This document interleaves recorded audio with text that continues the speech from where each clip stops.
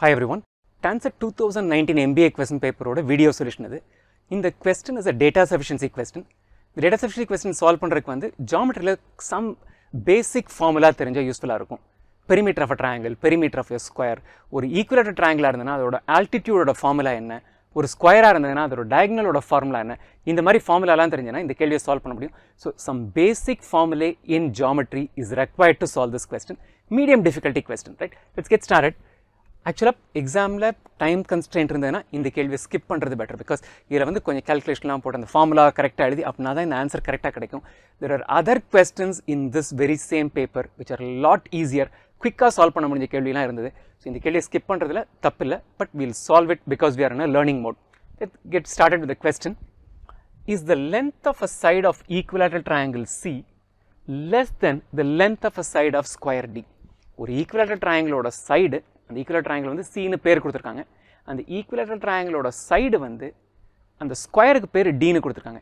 ஸ்கொயரோட சைடோட கம்மியாக இருக்கா அப்படின்னு கேள்வி கேட்டிருக்காங்க. ரைட், ஃபர்ஸ்ட் அண்ட் ஃபார்மோஸ்ட் இது வந்து இஸ் கொஸ்டின், அதை மனசில் ஞாபகம் வச்சுக்கலாம். சைடு ஆஃப் த ஈக்குவலேட்டர் ட்ரையாங்கிளை நம்ம எஸ்சி அப்படின்னு சொல்லலாம். சைடு ஆஃப் த ஸ்கொயரை வந்து எஸ்டின்னு சொல்லலாம். ஏன்னா ஈக்குவலேட்டர் ட்ரையாங்கிளோட பேர் சீனு கொடுத்துருக்காங்க, ஸ்கொயரோட பேர் வந்து டீனு கொடுத்துருக்காங்க. கேட்டிருக்கிற கேள்வியை வந்து is SC less than SD? That's what the question is.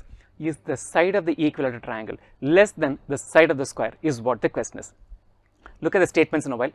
The 4 answer options என்னன்னு முதல்ல பார்த்துட்டு அதுக்கப்புறம் let's proceed.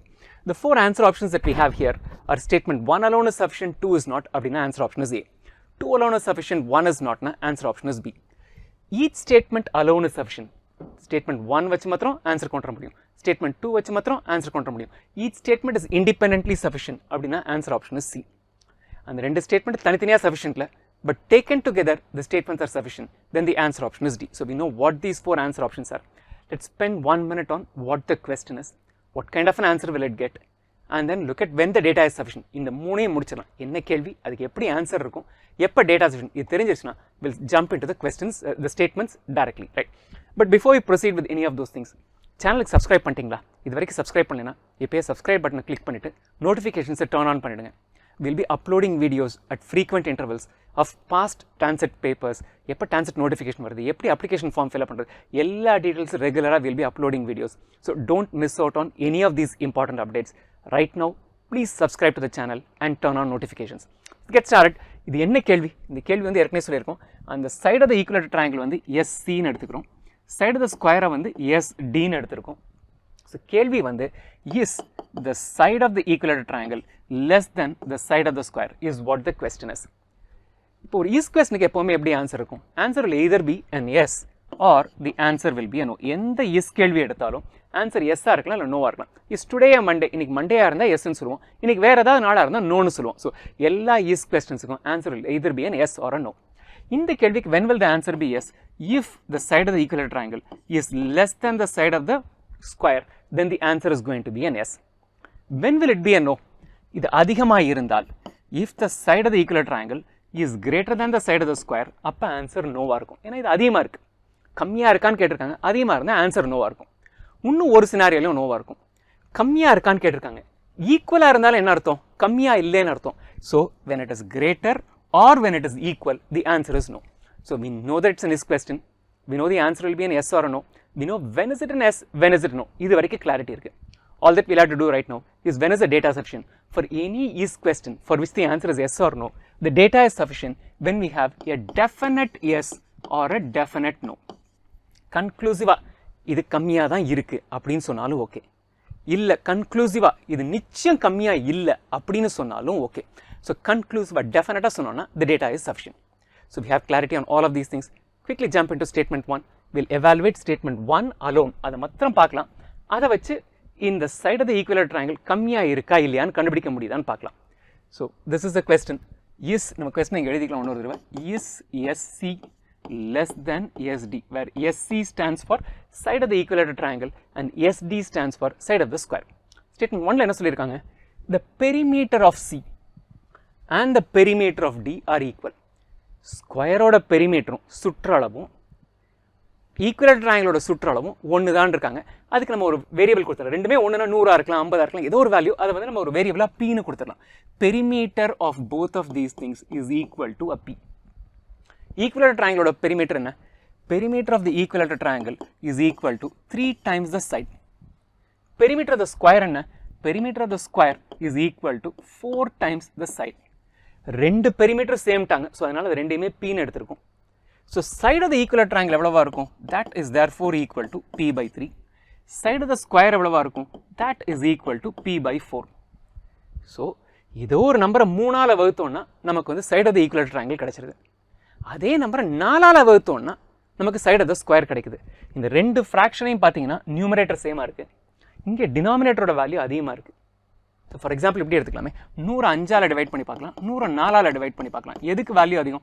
5ஆல் டிவைட் பண்ணால் 20 வரும், 4ஆல் டிவைட் பண்ணால் 25 வரும். ஸோ நியூமரேட்டர் சேமாக இருந்து எங்கே டினாமினேட்டர் கம்மியாக இருக்கோ அதோட வேல்யூ அதிகமாக இருக்கும். ஸோ இங்கே டினாமினேட்டர் கம்மியாக இருக்குது. So side of the equilateral triangle is actually greater than the side of the square. நம்ம கேட்ட கேள்வி என்ன? இஸ் எஸ்சி லெஸ் தென் எஸ்டின்னு இருக்காங்க. நமக்கு என்ன கிடைச்சிருக்கீங்க answer? SC is greater than எஸ்டின்னு கிடைச்சிருக்கு. So is it less? The answer is a no. நம்ம கன்க்ளூசிவாக நோன்னு ஆன்சர் வந்துருச்சா? எஸ். நோன்னு வர்றதை பற்றி கவலைப்படாதீங்க, அது டெஃபினட்டாக நோ. இந்த இன்ஃபர்மேஷன் ட்ரூவாக இருந்ததுன்னா the side of the equilateral triangle is not less than the side of the ஸ்கொயர்னு நல்லா சொல்ல முடியுது. ஸோ ஸ்டேட்மெண்ட் 1 வச்சு we have been able to come up with a conclusive answer. அப்படின்னா என்னென்ன ஆன்சர் ஆப்ஷன்லாம் இல்லைன்னு பார்க்கலாம். ஸ்டேட்மெண்ட் 1 நிச்சயம் சஃபிஷியன்ட் தெரிஞ்சிருச்சு. Answer option A is statement 1 is sufficient, 2 is not sufficient. இன்னும் நம்ம 2 எவாலுவேட்டே பண்ணல. ஸோ அதான் இருக்கிறதுக்கு வாய்ப்பு இருக்குது. So this is a possible answer. Second வந்து statement 2 alone is sufficient, 1 is not அப்படின்னு இருக்காங்க. நம்ம கிளியராக தெரியும் ஸ்டேட்மெண்ட் 1 சஃபிஷியன்ட்னு. ஆன்சர் ஆப்ஷன் பி அப்போ இருக்கும். ஸ்டேட்மெண்ட் 1 இஸ் நாட் சஃபிஷியண்டாக இருந்தால் தான் பி ஆன்சராக இருக்க முடியும். ஸோ இதை எலிமினேட் பண்ணிடலாம்.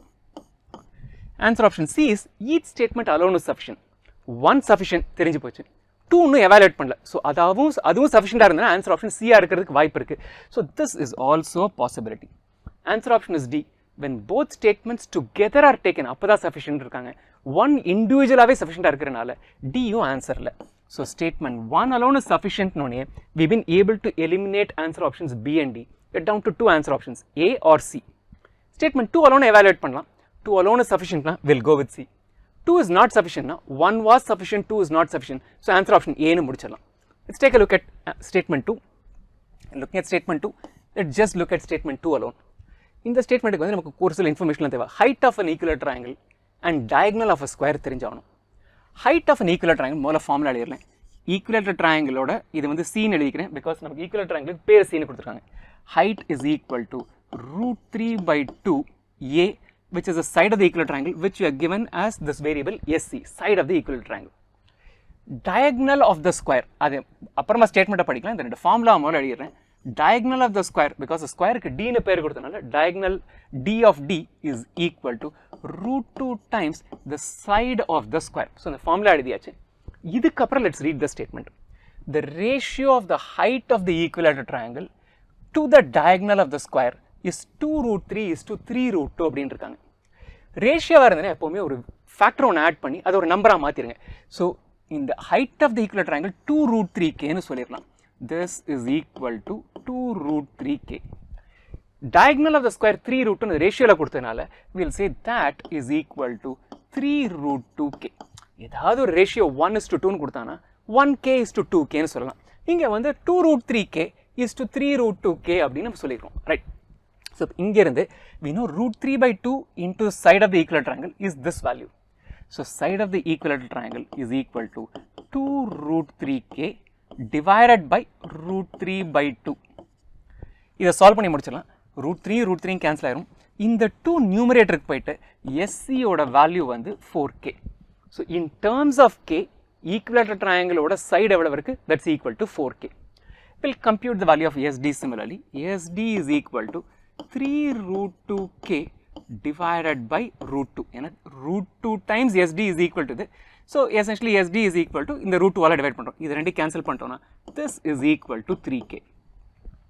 So SC is the side of the equilateral triangle. SD is the side of the diagonal. Side of the equilateral triangle is 4K. SD is the side of the square, diagonal side of the square. That is equal to 3Kன்னு வந்திருக்கு. இது 4K இருக்கு, இது 3K இருக்கு, which means that SC is greater than SD. கேள்வி என்ன மறுபடியும் எழுதிக்கலாம். Is SC less than SD தான் நம்ம கேள்வி. is the side of the equilateral triangle less than the length of the side of the square னு கேட்டிருக்காங்க. It is greater அப்படின்னா clear again நம்ம என்ன சொல்ல முடியும்? The answer is a no னு சொல்ல முடியும். Statement 1 was sufficient. Statement 2 is also sufficient. Each statement is independently sufficient. ஏற்கனவே we have eliminated answer options B and D. Statement 2 is also sufficient. 2 sufficient இல்லைனா answer option A னு சொல்லியிருப்போம். 2 sufficient இருக்கிறனால the answer option is C, which is each statement is alone sufficient to answer the question.